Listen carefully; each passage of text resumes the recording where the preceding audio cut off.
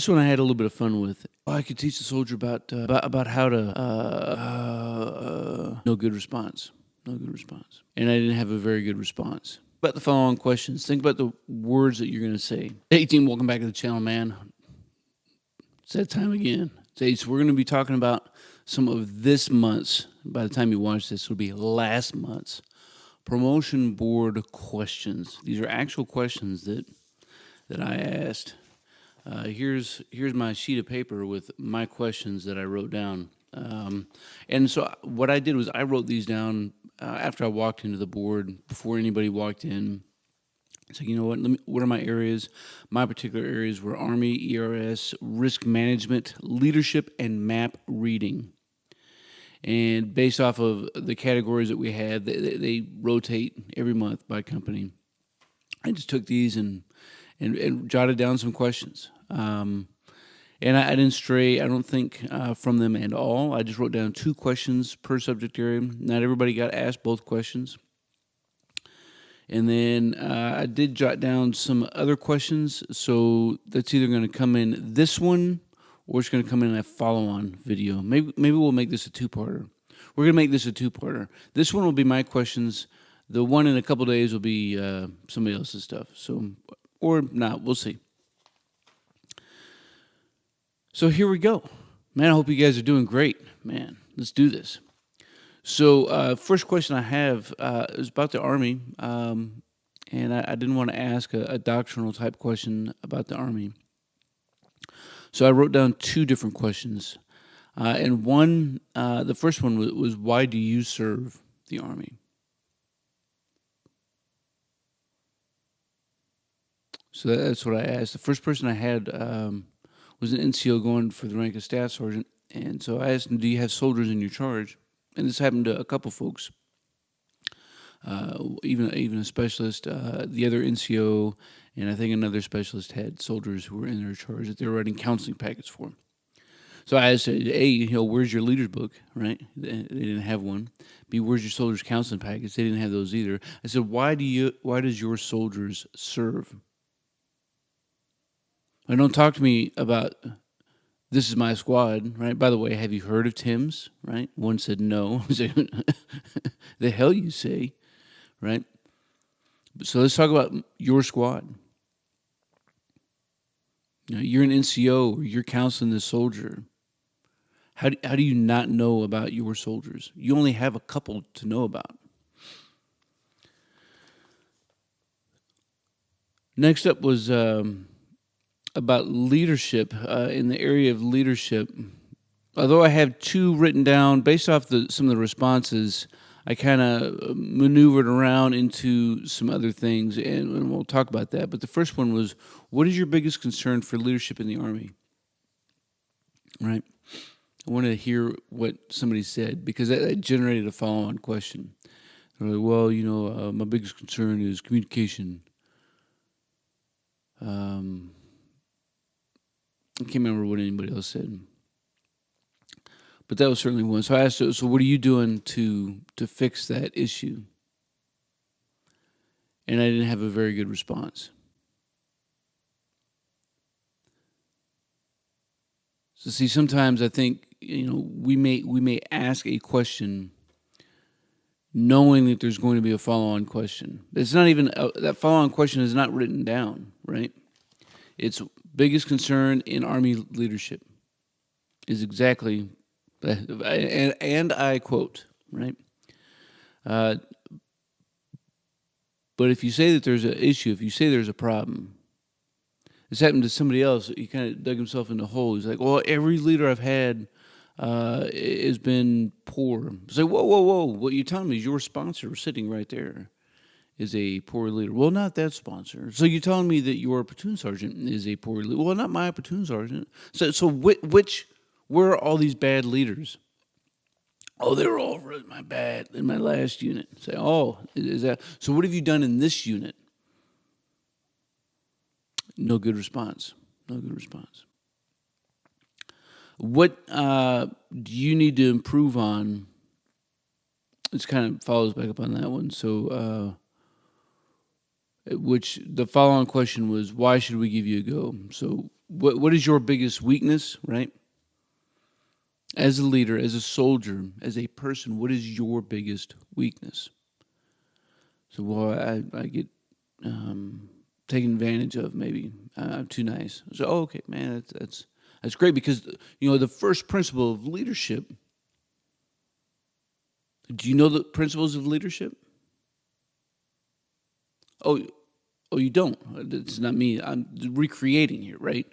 But you should know your principles of leadership. Is to know yourself and to seek self improvement. You got to at least know that first one, right? Know yourself and seek self improvement. So it's great that you know that you have a weakness. So what are you doing to overcome it? No response. And if you don't think about how these questions could be asked or phrased, and you don't think about the words that come out of your mouth. I didn't get angry with Amy. I may have gotten angry with somebody about it at this point in time. I can't remember.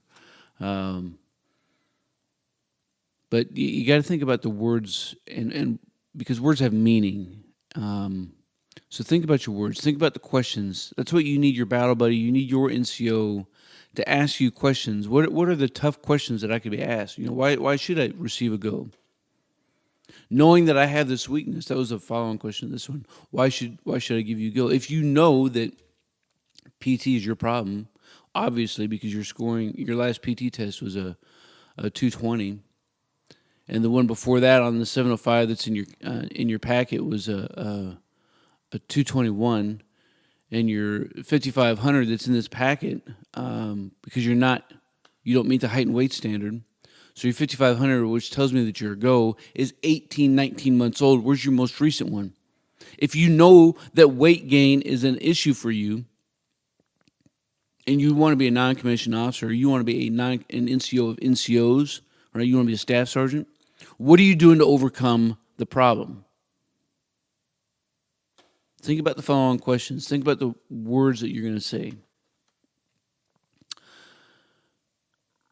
You're preparing an NCOER with a through date of 1 June. What does it do to HRC? So I only asked that question of a couple NCOs. And then when can you sign an NCOER? Was the other question I had about ERS. Those are pretty easy ones. I don't expect specialists to know a lot about NCOERs and the evaluation reporting system, but should know a couple things. They haven't been to BLC yet, right? They don't have any institutional knowledge. Now, if you're an NCO when you come in, I'm going to dig into you a little bit. You're preparing a class on land navigation. How are you going to prepare and execute that class? This one I had a little bit of fun with. Hey, look, if you didn't know this, that's what my other channel is all about. So head over to Stokermatic if you need to learn more about land navigation. It's all about field craft stuff, right? So you're preparing to conduct a class, and then the other one is you don't know your location. How can you determine it? And I didn't ask that one of everybody. Everybody really started to get held up into land nav. So somebody started saying, well, I would send them to the regs. Like, no, send yourself to the reg, first off. And by the way, what is the regulation that covers land navigation, map reading and land navigation? No response, 3-25, tag 26. Oh, point 26, but you're close enough. So what can you tell me? Your soldier right there wants to be taught something about land navigation. What do you know? What could you teach that soldier about land navigation? Well, I could teach the soldier about how to about the major terrain features. Okay, awesome. What are those major terrain features? One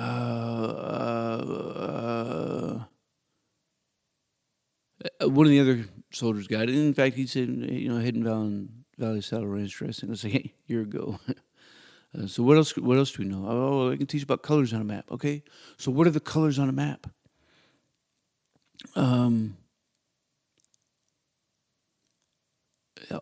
Black. Okay, great. What does black represent? Oh, man-made features for a sergeant. Awesome. What does red represent? Or red-brown, if it's a red light readable map.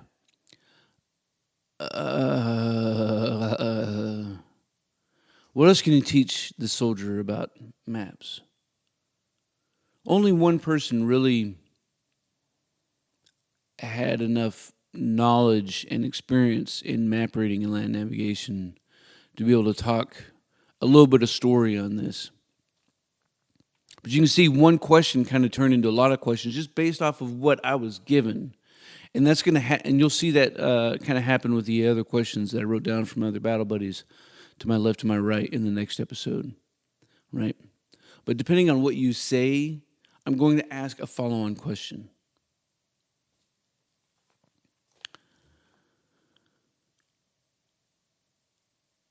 You're preparing to go to the field, and I use the example of going over the pass to Yakima Training Center or driving all the way down into Oregon to Rylea.